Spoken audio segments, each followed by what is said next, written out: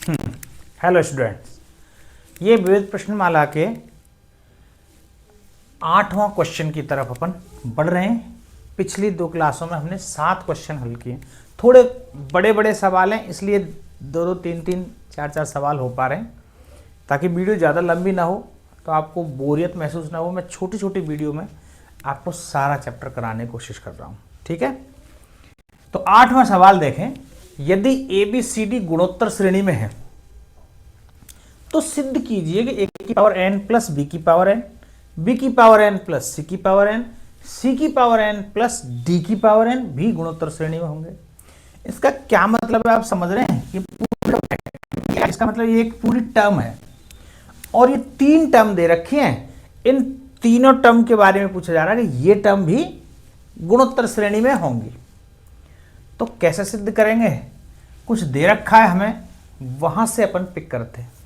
ABCD गुणोत्तर श्रेणी में है, ऐसा दिया गया है। तो हम चूंकि दिया है ABCD गुणोत्तर श्रेणी में हैं, तो यदि गुणोत्तर श्रेणी में हैं तो इन पदों को मान ही लेते हैं कुछ ना कुछ। तो फिर हम ऐसे मान सकते हैं, A बराबर A को A ही मान लेते हैं, B बराबर अगला पद AR होगा, C बराबर AR स्क्वायर होगा और D बराबर AR क्यूब होगा। क्योंकि यदि ये गुणोत्तर श्रेणी में है तो इनको ऐसा होना पड़ेगा, तभी तो इसमें इसका भाग देंगे तो R, इसमें इसका भाग देंगे तो R, मतलब हमें सार अनुपात समान आना चाहिए। उसके लिए ऐसा इन पदों को होना पड़ेगा। और यदि ये ऐसे हैं तो हमें जो दिया गया है हम उनकी तरफ बढ़ रहे हैं, हमें प्रूव करना है ये टर्म। तो इन तीनों टर्म को एक एक करके निकाल लेते हैं पहले, ठीक है। तो इसके आधार पर मैं A की पावर n प्लस B की पावर n निकालने जा रहा हूं। इसका क्या मान होगा इसके अकॉर्डिंग, तो आप यहीं पे आगे आगे रख दें मान। A का मान तो 1 A दिख रहा है, तो A की पावर n ही आ गया। और B का मान AR दिख रहा है, तो इसका मतलब इस पूरे पे पावर n लगाएंगे तो A की पावर n और R की पावर n हो जाएगी। B का मान AR है, तो मैंने यहां रख दिया। अब B के पूरे के पावर ऊपर n है, तो B की पावर n, A की पावर n।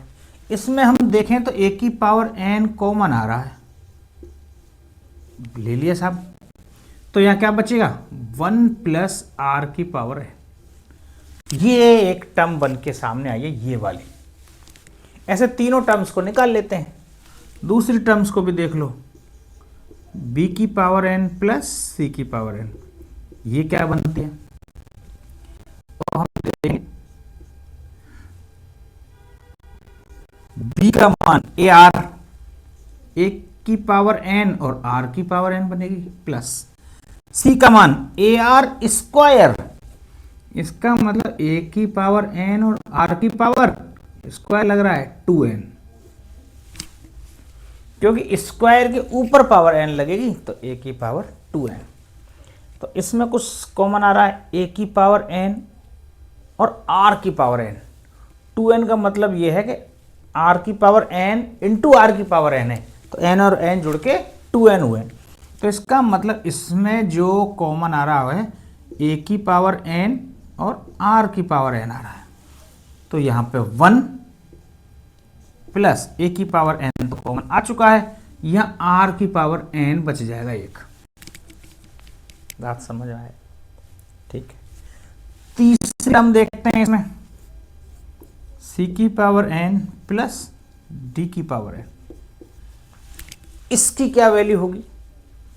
तो यहाँ C की पावर n को देखेंगे तो C AR स्क्वायर है, तो A की पावर n और R की पावर 2n, प्लस D का मान AR क्यूब है, तो A की पावर n और R की पावर 3n हो जाएगा।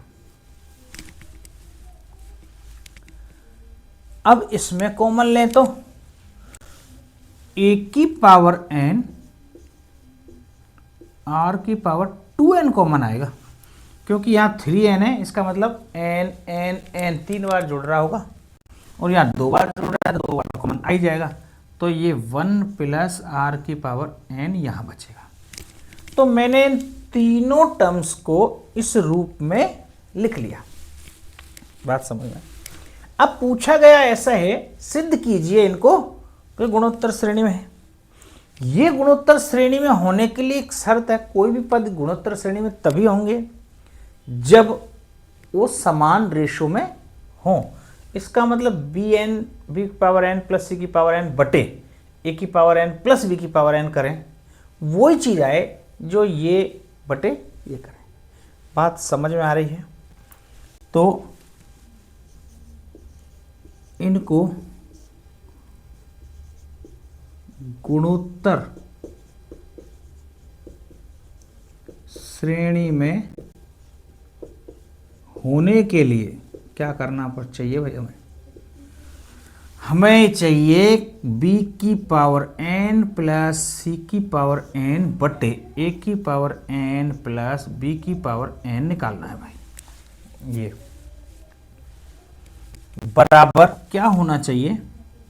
c की पावर n प्लस d की पावर n बटे b की पावर n प्लस c की पावर n होना चाहिए।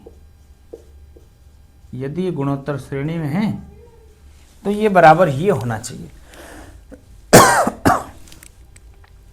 अब हमने निकाल तो ये होना चाहिए, करके देखें क्या ये है कि नहीं। तो अब थोड़ा सा ऊपर से मिटाता हूं मैं एक बार। हमने सवाल पढ़ लिया है, सवाल आपकी समझ में आ रहा है क्या चीज करनी है।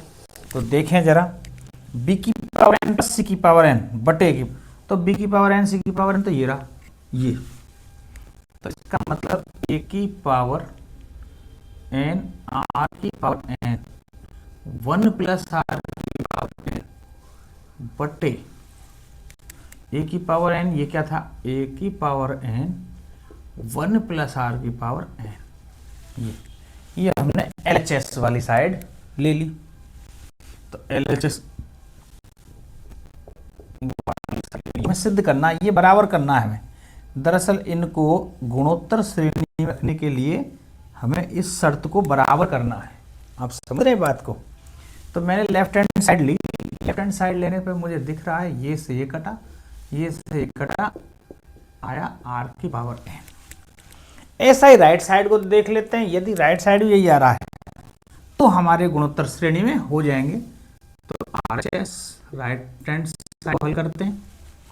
c की पावर n, तो c की पावर n प्लस d की पावर n है ये, a की पावर n r की पावर 2n बटे 1 प्लस r की पावर n बटे a की पावर n r की पावर n 1 प्लस r की पावर n। ये हो गया।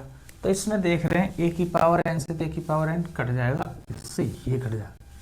ऊपर r की पावर 2n है, नीचे r की पावर n है।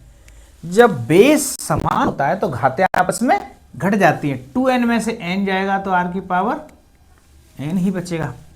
तो ये LHS और RHS तो बराबर है। LHS बराबर RHS। अतः उक्त तीनों पद भी गुणोत्तर श्रेणी में होंगे। गुणोत्तर श्रेणी में होंगे। बोलो बात समझ में आई या नहीं? ठीक है।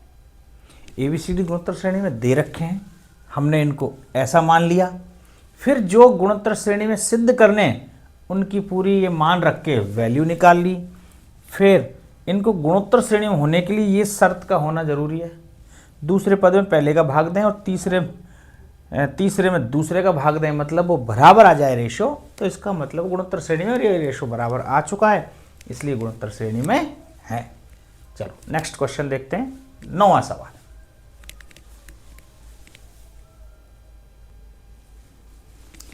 हाँ, ये 9वां सवाल देखें।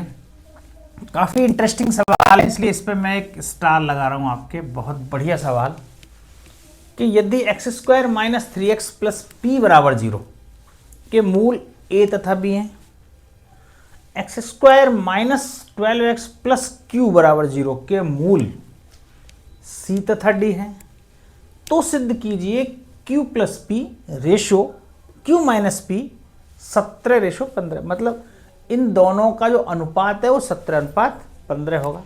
ये मूल, ये क्या चीज़ आ गई, इक्वेशंस, ये अपन 10th में पढ़ चुके हैं अच्छे खासे ढंग से।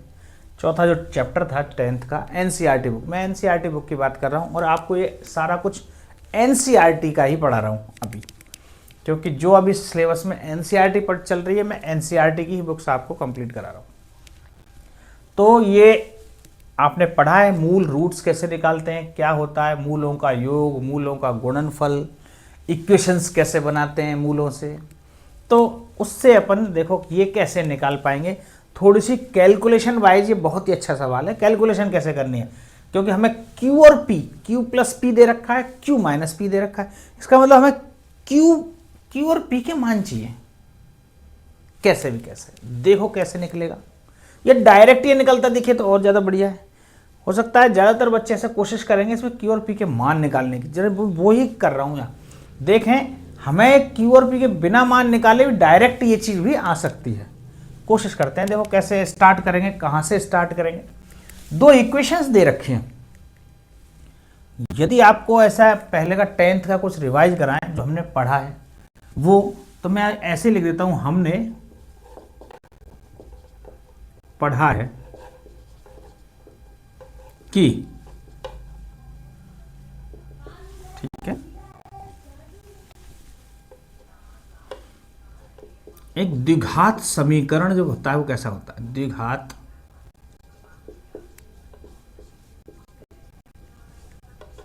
समीकरण बराबर x square minus alpha plus beta, ऐसा आता था, लेकिन मैं हिंदी में लिख देता हूं,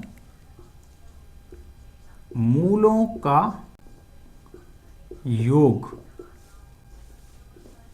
इंटू एक्स प्लस मूलों का गुणनफल बराबर 0। ये एक इक्वेशन का फॉर्मूला हुआ करता था 10th में। एक्स स्क्वायर माइनस मूलों का योग एक्स प्लस मूलों का गुणनफल बराबर 0। तो आप देखेंगे एक ये इक्वेशन दे रखी है, एक्स स्क्वायर माइनस 3x बराबर 0, जिसके मूल a, इसके मूल हैं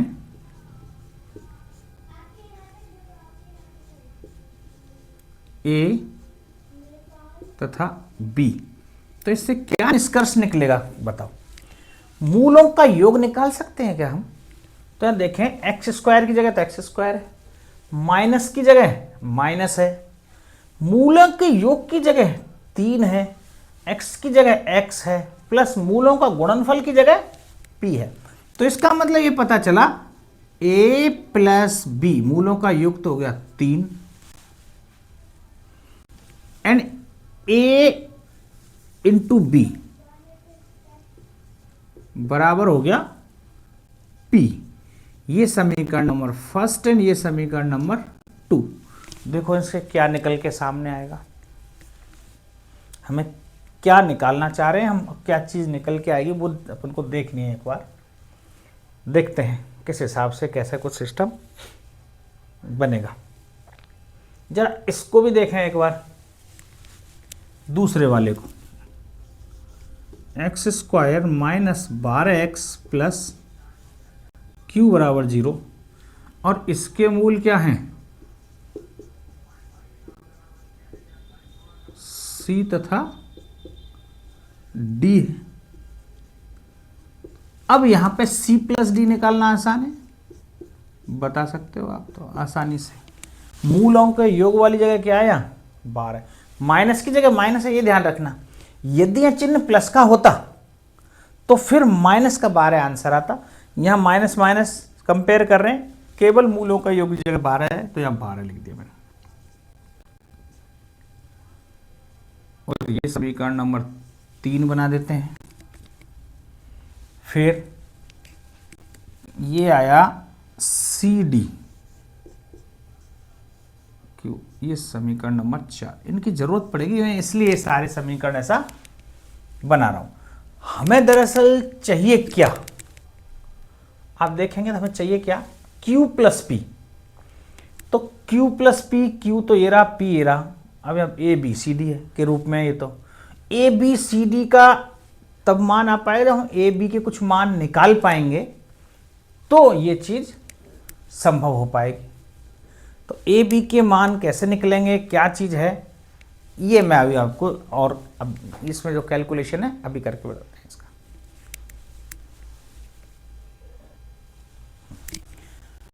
इसमें एक सवाल में लिखने में छोटी मिस्टेक रह गई, मुझे भी कह रहा हूं ये कैसे नहीं बैठ पा कहाँ कुछ। तो यहाँ ए बी जो सी डी दे रखे हैं, जहां सवाल में जहां ए बी सी डी गुणोत्तर श्रेणी में है, ये कंडीशन और है थोड़ी सी, ये मैं लिखना भूल गया सवाल में। आप देखें, एक ये इक्वेशंस दे रखी है, फिर ये इक्वेशंस दे रखी है, सी तो सिद्ध कीजिए, ऐसा सिद्ध करना है। तो इसमें ए बी सी डी जो है ये आ रहे हैं, इनके रूट्स ये गुणोत्तर श्रेणी में है, ऐसी एक शर्त दे रखी है। तो ये गुणोत्तर श्रेणी में होंगे, दिया है ए बी सी डी गुणोत्तर श्रेणी में है। यदि ये गुणोत्तर श्रेणी में है तो हम एक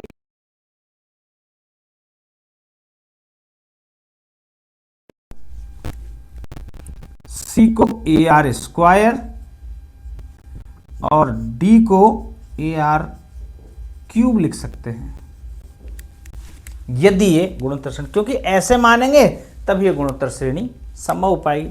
तो अब इनकी मदद से समीकरण नंबर 1 में ए और बी के मान लिख दें।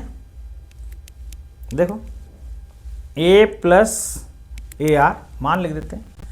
समीकरण नंबर 1 से हम देखेंगे तो ए प्लस बी बराबर 3 है, तो ए की जगह तो ए आ जाएगा और बी की जगह ए आर बराबर 3। ए में कॉमन ले लूं तो 1 प्लस आर बराबर 3। एक और समीकरण क्रिएट कर देते हैं यहाँ 5वीं, इसकी जरूरत पड़ेगी। फिर देखते हैं समीकरण नंबर 3 से, समीकरण 3 से इसमें क्या कर रहे हैं भाई, सी और डी की वैल्यू यहां से लिख देते हैं। यहां पे लिखा हुआ है सी प्लस डी बराबर 12। तो यहां सी देखें ए आर स्क्वायर, डी देखें ए आर क्यूब बराबर 12। इसका मतलब ए आर स्क्वायर तो कॉमन ही आ रहा है, और ये क्या बचेगा 1 प्लस आर बराबर 12। जैसा हमने पिछले सवाल में किया है, लगभग कैलकुलेशन कुछ कुछ वैसी दिख रही है आपको। वो ही हमने एबीसीडी गुणोत्तर श्रेणी मानी है, वो ही इनके मान रख रहे हैं। हमें तो मान निकालने हैं दरअसल इस पी क्यू के, पर ये पी ए बी के गुणनफल के बराबर है और क्यू सी डी के गुणनफल के बराबर है। ये तब आ पाएंगे जब ए बी सी डी कुछ मान हमें मिल पाए, तो यहां से मिलेंगे। देखें समीकरण 6 में यदि 5 का भाग दे दें तो समीकरण 6 में 5 का भाग देने पर, तो समीकरण 6 क्या है, a r square 1 plus r बराबर 12। इसमें ए 1 प्लस आर और यहाँ 12/3। इसमें देखो ये इक्वेशन ये बराबर 12 है, इसके एलएचएस में एलएचएस का, इसके आरएचएस में आरएचएस का। तो इससे क्या निकलेगा, ये से कट गया, 3 चौके 12, आर स्क्वायर बराबर 4। तो आर बराबर 2। आर की वैल्यू यहां पे 2 निकल के आ जाएगी। ठीक है, आप कहेंगे प्लस माइनस क्यों नहीं आ रहा, क्योंकि ये हमारा फाइनल आंसर नहीं, जब फाइनलाइज करते हैं तब हम उसके लिए, अब यहाँ पे मूल माने गए हैं, ए बी मूल हैं ये। अब मूलों का तो हमें पता है, फिर शर्त भी पता है, B square minus 4ac negative नहीं होना चाहिए, ये नहीं होना चाहिए, कई सारी चीज़ें, इसलिए हम यहाँ आर जो मान रहे हैं इस पॉजिटिव को लेके चल रहे हैं। ठीक है, तो ये आर यहाँ 2 आया। अब इस आर से क्या होगा, ये समीकरण 2 में मान रखें, कहाँ से, एक अपन देखें ए और बी के मान, तो कुछ मान निकल के सामने आ सकता है इसमें।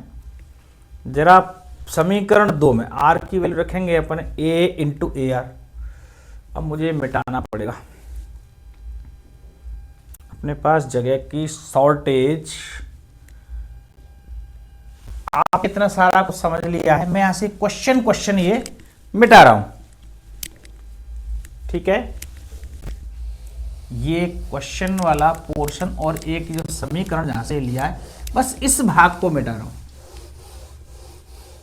आप रिमाइंड करके भी ये भाग देख सकते हैं, सवाल काफी अच्छा है। कुछ इक्वेशन 2, समीकरण नंबर 2 से, समीकरण 2 से यहां पर लिखा हुआ है ए बी बराबर पी।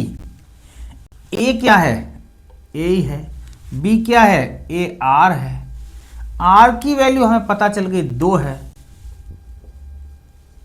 तो हम यहां से लिख सकते हैं यहां 2a स्क्वायर बराबर p, 2a स्क्वायर बराबर p। ठीक है, एक समीकरण अब इसको क्रिएट कर देते हैं 7। अब समीकरण नंबर 4 को उठाते हैं, समीकरण 4 से क्या निकाल रहे हैं हम, CD बराबर Q दे रखा है, तो C का मान देखें ए आर स्क्वायर, D का देखेंगे ए आर क्यूब, तो यहां पे देखेंगे अपन ए स्क्वायर और आर की पावर 5 बराबर क्यूब, तो ए स्क्वायर आर की पावर 5, 2 की पावर 5 करेंगे तो 2 दूनी 4 दूनी 8 दूनी 16 दूनी 32 ए स्क्वायर, 32 ए स्क्वायर बराबर क्यू। ये समीकरण नंबर बनाते हैं 8। अब जरा हमें देखना था सिद्ध क्या करना, उसमें था Q प्लस P और Q माइनस P। तो मैं समीकरण 8 में 7 का भाग दूं, वैसे बड़ी संख्या ये है, बड़ी में छोटी का भाग देते हैं, समीकरण 8 में 7 का भाग देने पर, समीकरण 8 में 7 का भाग देने पर एक एक स्टेप आपको कैसे याद रखना पड़ेगा, समझो हमने फिर कहां से किया। इससे गुणोत्तर श्रेणी को जो दे रखी थी, इससे ए बी फर्स्ट वाले समीकरण में कुछ मान रखा, फिर दोनों को भाग लगाया, उससे आर का मान आया, आर का मान आने के बाद ये दूसरे और चौथे समीकरण को प्रयोग किया, तो 2 स्क्वायर पी और 32 ए स्क्वायर क्यू। अब इसमें भाग लगा देंगे, ए स्क्वायर से स्क्वायर कट जाएगा, इसलिए कुछ संख्यात्मक मान हमारे पास सामने आ जाएगा। लेकिन यहां पे मैं थोड़ा सा कुछ अलग लिख रहा हूं, RHS को पहले लिख रहा हूं, ध्यान रखना, यहां Q बटे P, RHS में भाग दे दिया पहले, तो इनके LHS में भाग दे दो, बराबर 32।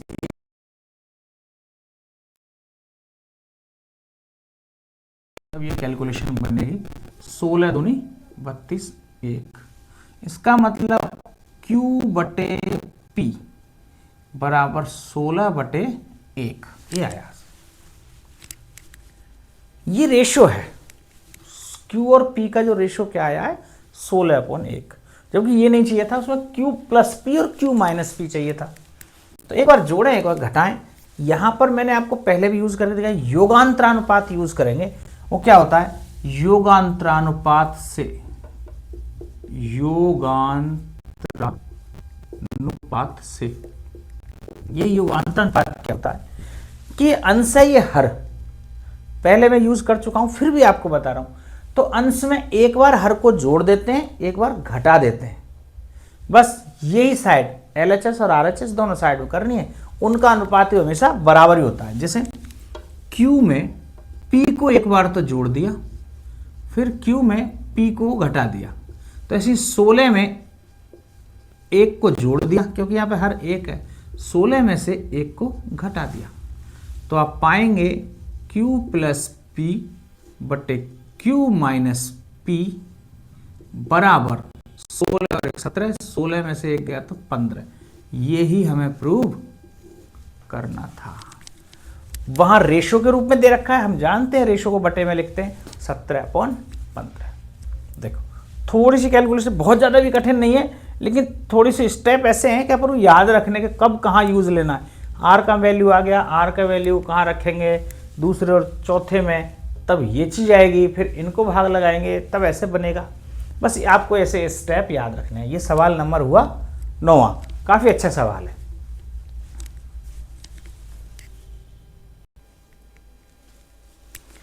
दसवां सवाल देखें कि दो धनात्मक संख्याओं a तथा b के बीच समांतर माध्य एवं गुणोत्तर माध्य का अनुपात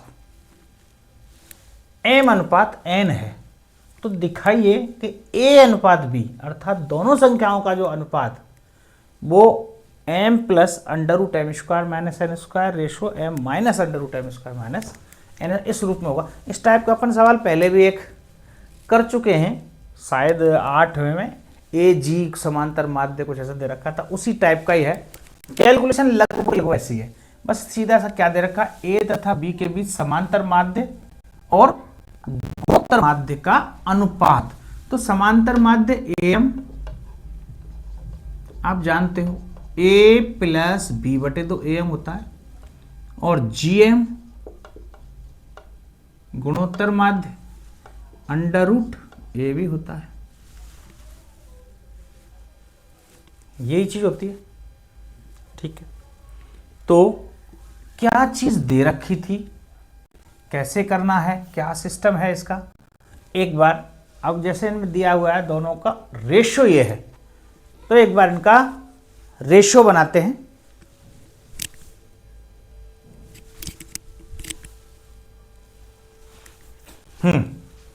तो इसमें क्या करना था, समांतर माध्य माध्य का अनुपात रेशो दे रखा है, साफ साफ सीधा सा हिसाब किताब।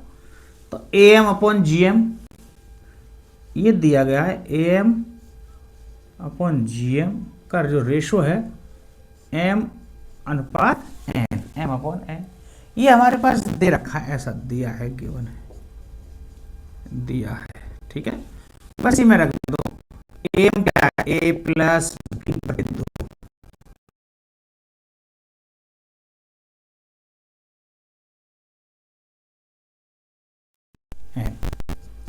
बस इसी कैलकुलेशन को आगे बढ़ाते जाना है। देखो ये कैलकुलेशन कैसे होगी, a प्लस बी, ये 2 है, जरा नीचे नहीं आ जाएगा, 2 रूट ए बी बराबर एम अपॉन, हमें तो a रेशो b चाहिए, मतलब a चाहिए, कैसे ए बी का मान निकले, तो कैसे निकलेगा, क्या सिस्टम है। तो देखो जरा यहां भी योगांतरानुपात लगाएंगे,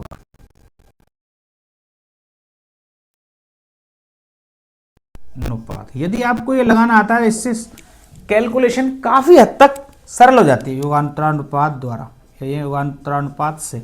इसका मतलब हर को एक बार जोड़ दें, एक बार घटा दें, तो a plus b plus 2 root a b बटे a plus b minus 2 root a b, इसमें भी योगांतरानुपात लगेगा m plus n upon m minus n. इसको थोड़ा सा अपन इधर लिख लेते हैं एक बार, ये दिया गया था ए एम बराबर a प्लस बी बटे 2 और जी एम बराबर अंडर रूट ए बी। तो अब मैं यहाँ पे एक लाइन खींच सकता हूँ सीधी, इससे आगे क्यों लगा योगांतरानुपात, ये देखें a plus b plus 2 root a b, ये किसी का स्क्वायर बन रहा है, आपको पता है, पहले भी अपन सेम ये calculation, a plus b minus 2 root a b, ये किसी का स्क्वायर बन रहा है, under root a plus under बटे नीचे का देखें तो ये भी किसी का स्क्वायर बन रहा है, under root a minus under root b का होल स्क्वायर बन रहा है ये। और यहां तो फिर m plus n m minus n ही है। ठीक है, तो अब स्क्वायर को हटाएं, स्क्वायर को हटाएं तो अंडर रूट लेना पड़ेगा इनका, है दोनों तरफ वर्गमूल लेने पर, दोनों तरफ वर्गमूल लेने पर। जब वर्गमूल लेंगे तो इन पे तो स्क्वायर खत्म हो जाएंगे, plus under root b under root a minus under root b बराबर, और यहां वर्गमूल लेंगे तो लेकिन यहां दोनों पे वर्गमूल लग जाएंगे।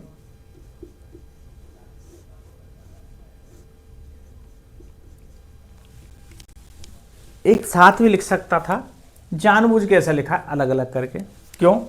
क्योंकि अब आगे फिर एक प्रोसेस करनी है। आप देखो कि हमें तो ए बी चाहिए था, अभी तो ए बी का कुछ आया ही नहीं।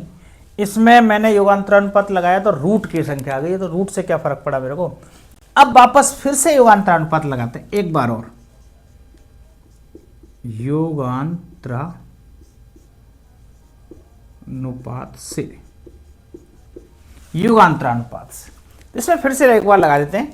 तो एक बार ये देखो, इस अंश में इस हर को एक बार ऐड कर देते हैं, एक बार माइनस कर देते हैं, तो लगाओ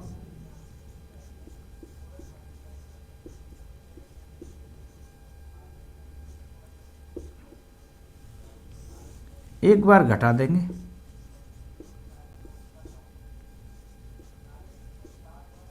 अब ये माइनस वाला प्लस बन जाएगा घटाने पर। ऐसे यहां करना पड़ेगा,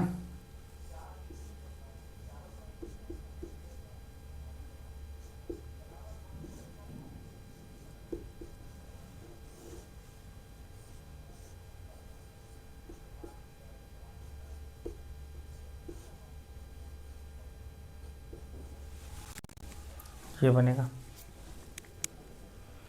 तो यहां हम देखेंगे ये तो इससे कटा और ये इससे कटा, ये क्या बना, 2 रूट ए बी,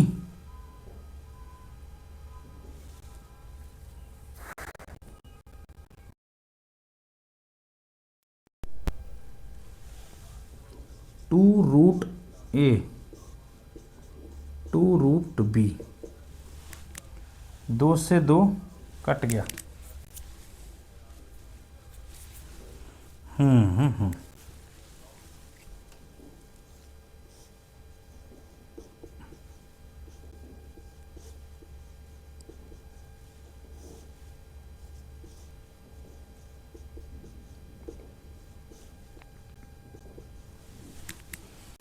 2 से 2 कट रहा है, अंडर रूट ए अपॉन अंडर रूट बी, और यहां पर यह संख्या आ रही है।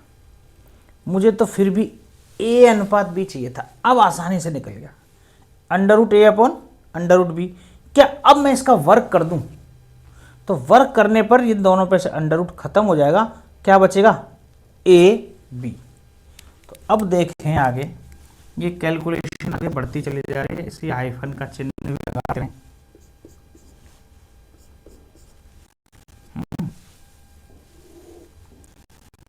अब देखें दोनों तरफ वर्क करने पर,